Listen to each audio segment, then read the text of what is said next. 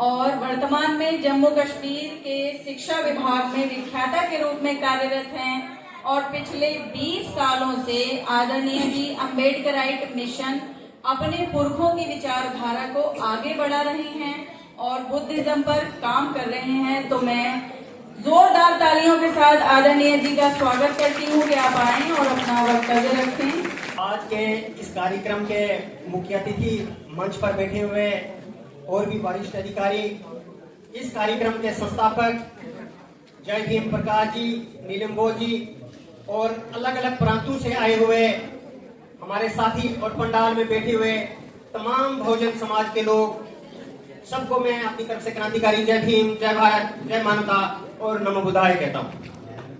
साथियों, मैं जम्मू कश्मीर के उस धरती से हूँ जहाँ कनिष्क के दौर में चौथी बुद्धिस्ट काउंसिल हुई और उस बुद्धिस्ट काउंसिल की अध्यक्षता वासुमित्र ने की थी और उसके उप अध्यक्ष जो थे अश्वघोष घोष थे।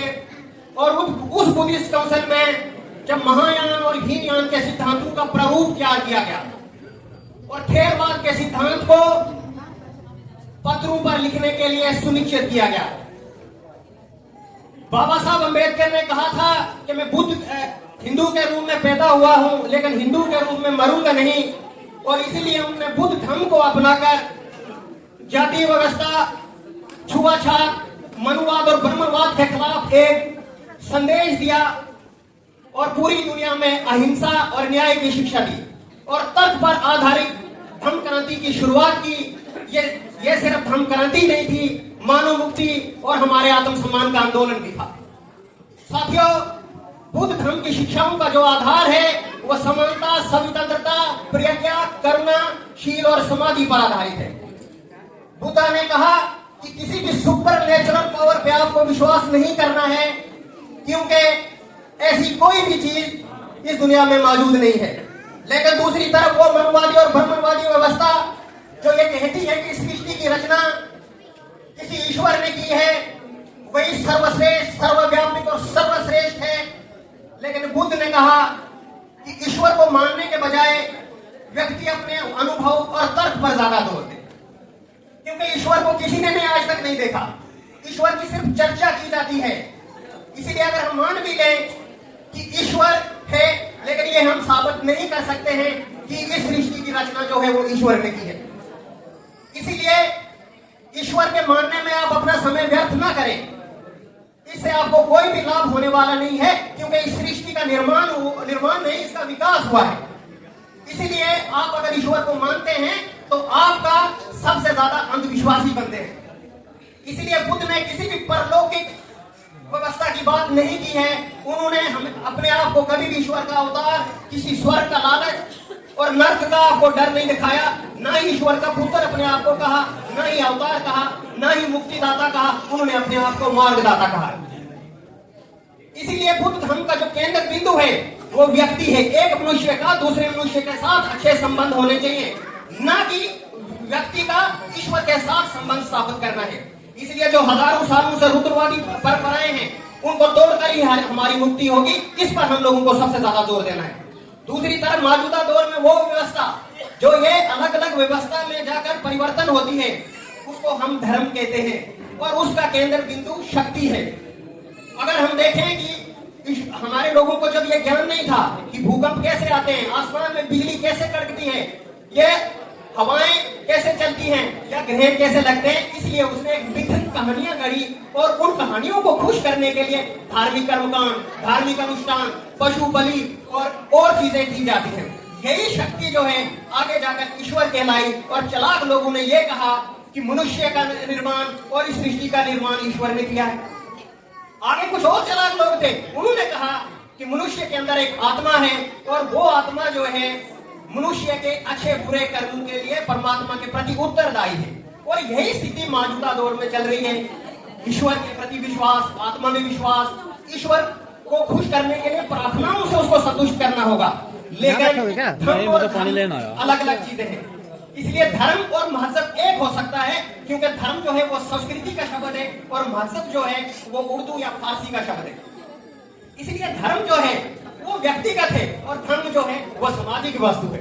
इसलिए धर्म के तौर पर हम हमको कर्म, प्रज्ञाशील और समाधि पर ज्यादा जोर देना होगा।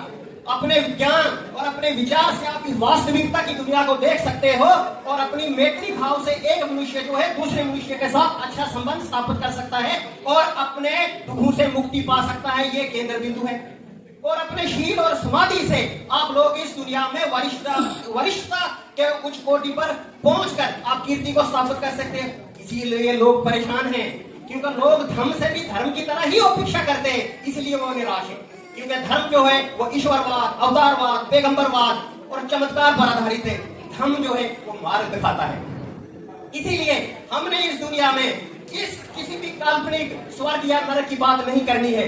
हम लोगों को इस संसार में करुणा, प्रेम, समानता और न्याय के आधार पर राज्य को स्थापित करना है और अपने दुखों को दूर करने के लिए 4 आर्य सत्य कर अपनाने हैं। पंचशील का मार्ग अपनाना है और हमको अष्टांग मार्ग पर चलना होगा। इसीलिए बाबा साहब अम्बेडकर ने 14 अक्टूबर 1956 को जब बुद्ध धर्म का ध्यान किया तो उन्होंने बुद्ध धर्म को अपनाया और उन्होंने उससे पहले भारत का संविधान लिखा और उस संविधान में उन्होंने ये कहा था कि सब नागरिकों के लिए बराबर के अधिकारों की गारंटी दी। उन्होंने कहा कि संविधान से आपको कानूनी परिवर्तन मिल सकता है, लेकिन सामाजिक और व्यवहारिक परिवर्तन के लिए आपको सांस्कृतिक और शिक्षा के क्षेत्र में काम करना होगा। आगे चलकर उन्होंने ये भी कहा कि राजनीति से आप लोगों का उद्धार नहीं होगा जब तक सामाजिक, शिक्षिक और सांस्कृतिक परिवर्तन नहीं होगा, फिर जाकर व्यवस्था परिवर्तन होगा। इसलिए बाबा साहब अम्बेडकर ने जाति से मुक्ति के लिए बुद्ध धर्म को अपनाया। इसलिए हमने किसी भी जाति आधारित संगठन की सपोर्ट नहीं करनी है, जाति आधारित संगठन नहीं बनाना है, जातियों पर गर्व नहीं करना है, क्योंकि जातियां हमारे सर्वनाश का कारण है। हजारों सालों से जाति और धर्म ने हमारे लोगों का शोषण किया है और उस शोषण की वजह से हमारे लोगों के अंदर लेक ऑफ कल्चरल प्राइड है, असुरक्षा का अभाव है। इसी के चलते उनके अंदर जो है एक किस्म की मानसिक गुलामी से ग्रस्त है।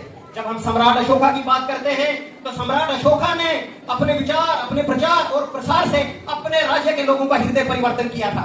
अपने राज्य में उन्होंने पाषाण स्तंभ को गढ़वा दिया था और उसमें उन्होंने सदाचार की नीति लिखवा दी थी और अपने धर्म उपदेशों से जातिगत भेदभाव दब गया था। वही काम अब हम लोगों को करना है। और ये धम्मपद संघ का तीसरा ये सांस्कृतिक परिवर्तन दिवस है। आओ हम सब लोग ये एक किस्म की प्रतिज्ञा लेते हैं कि इस दौर पर हम बाबा साहब के विचारों पर चलने का कोशिश करेंगे, बौद्ध की शिक्षाओं को अपनाएंगे और सांस्कृतिक परिवर्तन के लिए काम करेंगे।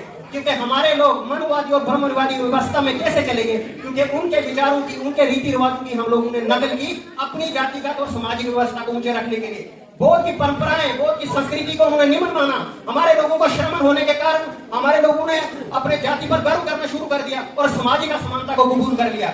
इसलिए उस व्यवस्था को हमको छोड़ना होगा और बौद्ध की बनाई हुई विचारधारा पे हमको चलना होगा। इसलिए अंधविश्वास, पाखंड, चमत्कार हमारे लिए आगे बढ़ने का रास्ता नहीं है। हमने सिर्फ और सिर्फ जो है वैज्ञानिक सोच पे चलना होगा, क्योंकि हमारा केंद्र बिंदु व्यक्ति है। जाति आधारित कोई भी व्यवसाय है, कोई भी धंधा है, उस पर हमारी पहचान ना हो। हमारी पहचान हमारे गुणों, हमारे कर्मों और हमारी उपलब्धियों पर होनी चाहिए। इसलिए आप सब लोगों को मैं शुभकामनाएं देता हूं, आप सब लोगों को मैं मुबारक भी देता हूं। खासकर धम्मपद संघ के जो संयोजक हैं जय भी प्रकाश जी और नीलम्बोध जी, जो पूरे भारत में जाकर तो भ्रमण कर रहे हैं। ये इन्होंने अभी जम्मू कश्मीर का भी दौरा किया है। इसे प्रभावशाली लोगों में बौद्ध भिक्षुओं को घर से बाहर निकलना होगा।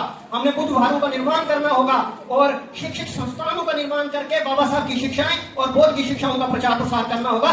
तभी जाकर सांस्कृतिक परिवर्तन आएगा, वरना सांस्कृतिक परिवर्तन नहीं आ सकता। ये काम जटिल है, सख्त है, लेकिन इसके लिए आर्थिक, राजनीतिक और सामाजिक जो हमारी आवश्यकताएं वो भी हमको पूरी करनी होगी। आपने मुझे धीरे पूर्वक सुना। इन्हीं शब्दों से मैं अपने वाणी को विराम दूंगा। फिर भी मैं आपको ये कहूंगा, क्रांतिकारी जय भीम, जय भारत।